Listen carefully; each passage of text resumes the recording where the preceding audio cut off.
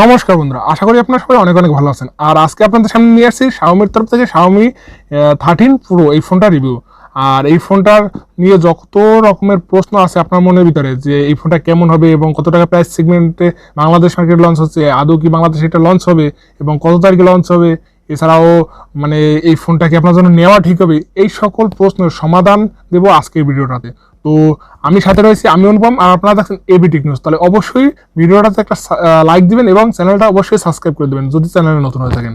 আর যারা already subscribe করে দিয়েছেন তাদেরকে অসংখ্যভাবে ধন্যবাদ জানাচ্ছি আমি। তো চলুন দেখে নেওয়া যাক যে এই Xiaomi 13 সিরিজটা মানে 13 Pro এই ফোনটা কেমন হচ্ছে। তো ফার্স্টেই এর বডি ফ্রেম রেট সম্পর্কে, মানে এর build quality, body frame rate, overall যা আছে সব কিছু নিয়ে আমি ধারণা দেবো। দেন তারপরে লাস্টে আমি আপনাদের প্রাইসটা বলবো, এছাড়াও আপনার এই ফোনটা কারা নেবেন আর কারা নেবেন না তাও আমি বলবো। তো অবশ্যই লাস্ট পর্যন্ত ভিডিওটা দেখবেন, স্কিপ না করে। তো চলুন দেখে নেওয়া যাক যে এই ফোনটা মানে বডি ফ্রেম রেট হিসেবে কি থাকছে। থাকছে 8.4 মিলিমিটারের থিকনেস, এছাড়াও থাকছে আপনার 8.7 মিলিমিটারের থিকনেস হতে পারে, আশা করা যাচ্ছে।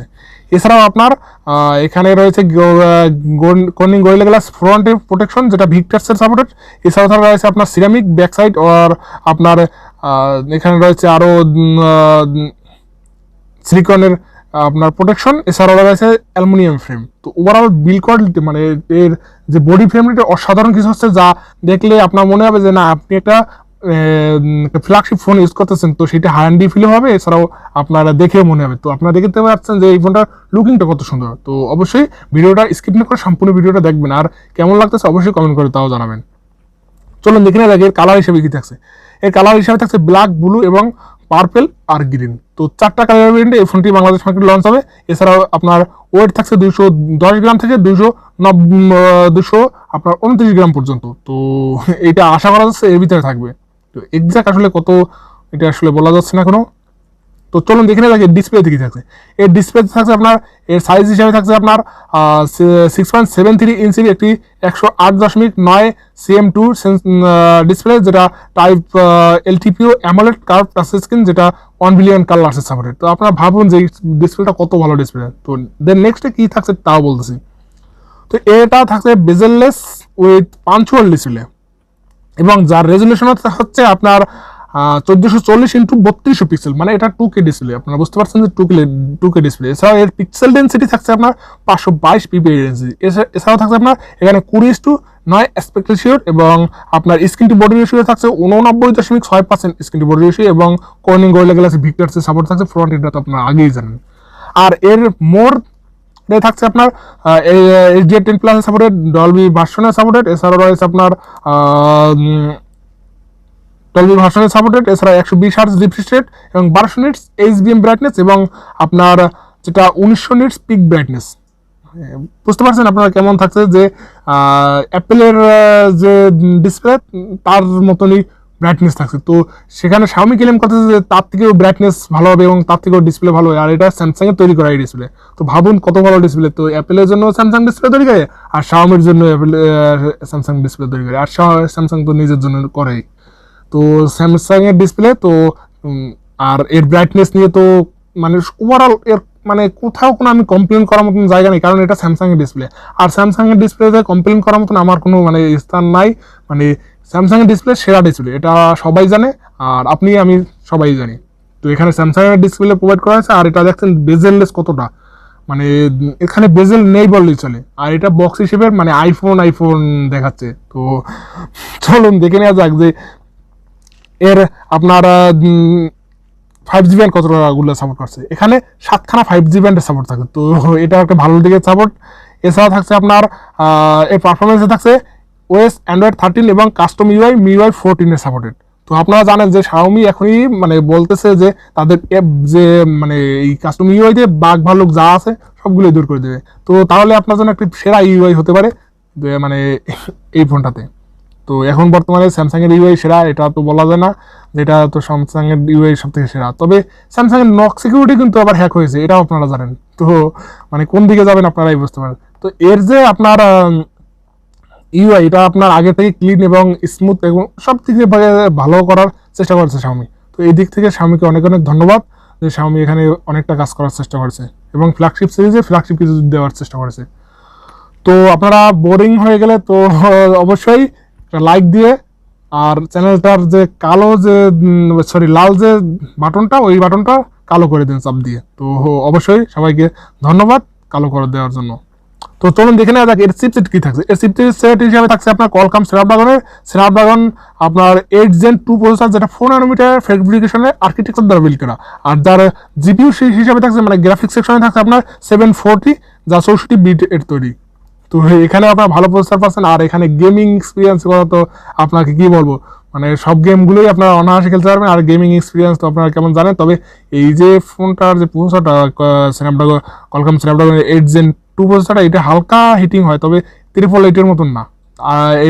তো একটু হালকা হিটিং হয়, তো এটা হিটিং হওয়ার মতন, তবে থ্রটলটা বেশি এটা করে না। তো ওভারঅল মানে প্রসেসরটা ভালো প্রসেসর বললেই চলে।